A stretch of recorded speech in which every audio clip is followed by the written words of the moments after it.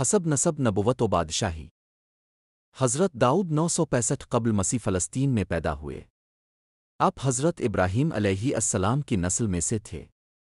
محمد بن اسحاق حضرت وہب بن منبہ کے حوالے سے تحریر کرتے ہیں کہ حضرت داؤد پستہ قد تھے۔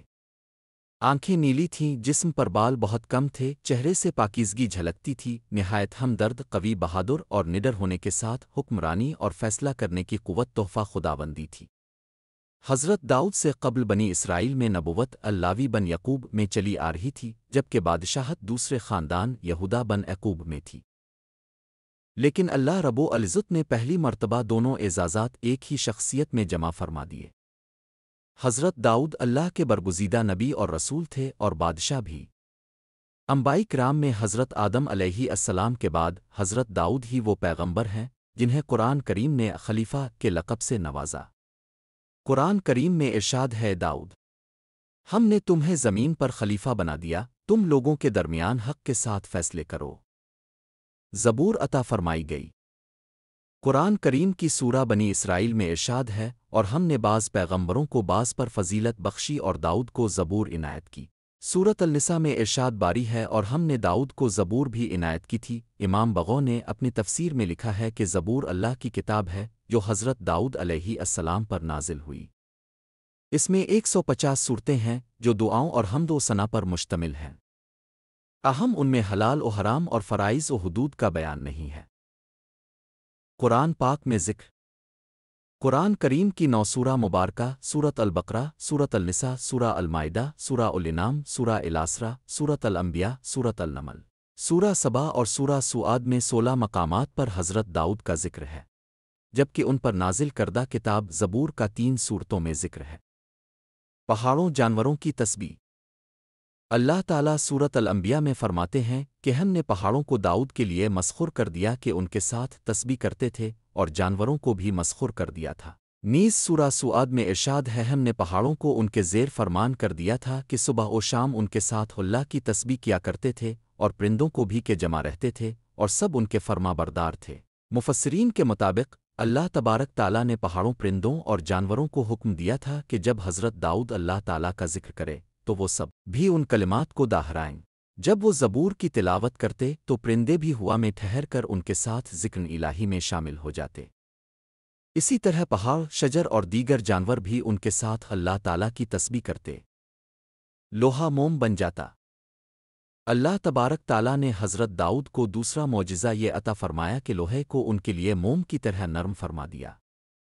ارشاد باری ہے، اور ان کے لیے ہم نے لوہے کو نرم کر دیا کہ کشادہ زرہیں بناؤ اور کڑیوں کو اندازے سے جوڑو اور نیک عمل کرو۔ زرہ سازی کی حکمت اللہ تعالیٰ ارشاد فرماتے ہیں، اور ہم نے اسے داؤد کو تمہارے لیے لباس بنانے کا ہنر سکھایا تاکہ لڑائی کے ضرر سے تمہارا بچاؤ ہو۔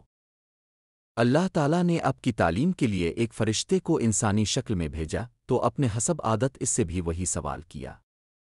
فرشتے نے جواب دیا، داؤد بہت اچھے آدمی ہے، وہ اپنے نفس اور اپنی رعیت کے لیے بھی بہتر ہیں، مگر ان میں ایک عادت ایسی ہے کہ وہ نہ ہوتی تو کامل انسان ہوتے۔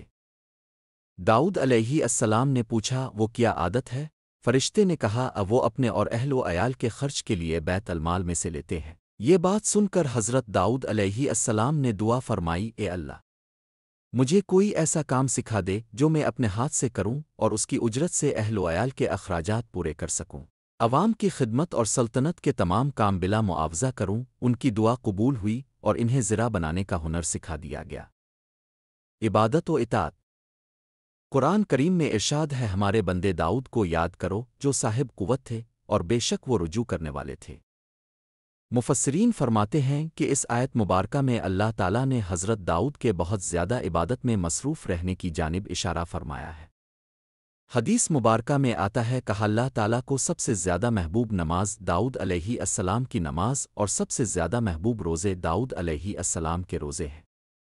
وہ نصف رات تک سوتے، پھر اٹھ کر رات کا تہائی حصہ عبادت میں کھڑے رہتے اور رات کے آخری حصے میں سو جاتے۔ ایک دن روزہ رکھتے اور ایک دن ناغا کرتے، جنگ میں فرار نہ ہوتے۔ سلطنت و بادشاہت اللہ تعالیٰ نے حضرت داؤد کو نبوت اور رسالت کے ساتھ حکومت بھی عطا فرمائی تھی۔ آپ فن خطابت کے ماہر تھے، جبکہ آواز بھی خوبصورت پائی تھی، لہذا درس و تبلیغ اور واز و نصیحت کے ذریعے بنی اسرائیل میں جیمزالب جہاد ابھارا اور انہیں کفار و مشرکین کے ساتھ جنگ پر آمادہ کیا۔ قرآن کریم میں ارشاد باری ہے اور ہم نے اس داؤد کی حکومت کو مضبوط کیا اور انہیں حکمت، نبوت اور فیصلے کی قوت عطا فرمائی۔ بہت تھوڑے عرصے میں فلسطین، عراق، شام، دمشق، شرق اردن اور خلیج عقبہ سے فرات تک جزر العرب کے بیشتر علاقے ان کے زیر نگیں آ چکے تھے۔ حضرت داؤد کا وصال۔ حضرت داؤد نے 100 سال کی عمر میں وفات پائی۔ اپنے وسیع و عریض سلطنت پر 40 سال حکومت کی۔ حضرت ابن عباس سے مروی ہے کہ حضرت داؤد ہفتے کے دن اچانک وفات پا گئے اور پرندوں کی ٹکڑیاں ابر کی طرح ان پر سایہ فگن تھیں۔ اب کے جنازے میں شریک صرف علمائے بنی اسرائیل کی تعداد 40,000 تھی، جبکہ عوام الناس کی کثیر تعداد اس کے علاوہ تھی۔ بنی اسرائیل میں حضرت موسیٰ اور حضرت ہارون کی وفات کے بعد اس قدر رنج و غم کسی اور کی وفات پر نہ ہوا تھا۔